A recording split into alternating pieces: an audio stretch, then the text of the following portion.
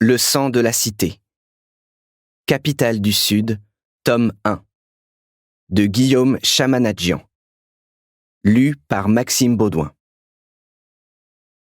La nuit tombait quand les cris des vaincus cessèrent de résonner entre les murs de la cité. Servin avait fait transporter Tissant dans ses quartiers afin qu'il y soit soigné. La Kawan s'apprêtait à se réfugier sous sa carapace, et c'est là que je fis mon apparition. Les chants diffèrent quant à l'enchaînement des événements.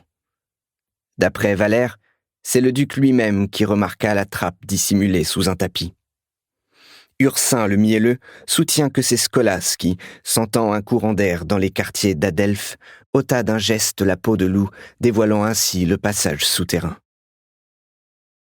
Tous deux s'accordent néanmoins sur le fait que c'est maître Servin de la Kawan qui se saisit d'une torche et fut le premier à descendre l'échelle. Quand il arriva en bas, ce fut pour constater qu'il n'y avait qu'un escalier, descendant toujours plus bas dans les entrailles de la cité. D'un geste, il balaya les conseils de prudence des quelques hommes qui l'avaient accompagné, rappelant les légendes effroyables au sujet des tréfonds de la ville. Scolas parvint à le convaincre de progresser en deuxième ligne, derrière lui, et ce fut le vieil ingénieur qui, après une lente et angoissante progression souterraine, fut le premier à éclairer une lourde porte en bois. « Messire duc, cesse-toi la diablerie du fourbe souffleur !» lança un homme d'après Ursien, démontrant ainsi le peu de maîtrise qu'avait le poète de la forme de l'hexamètre dactylique. « N'entrez point, je vous conjure, de hideux démons pulluloient sous nos pieds !» Mais Servin ne l'écouta pas et se mit à attaquer la serrure avec son épée, insouciant du bruit qu'il faisait et qui pouvait attirer d'autres mauvais démons en ce lieu. Après maints efforts, il entendit le métal ployer et enfonça la porte. À une, puis deux, puis trois reprises, jusqu'à ce que, dans un vacarme assourdissant, la serrure cède et que le duc s'effondre dans une cellule obscure et malodorante. L'attaque fut instantanée, si bien qu'il n'eut pas le réflexe de se saisir de son arme tombée au sol. Des griffes lui lacérèrent le visage, des dents mordirent son poignet.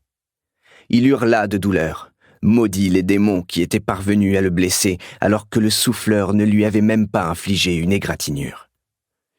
Il parvint à se mettre sur le dos pour se défendre des assauts furieux des deux créatures qui l'assaillaient.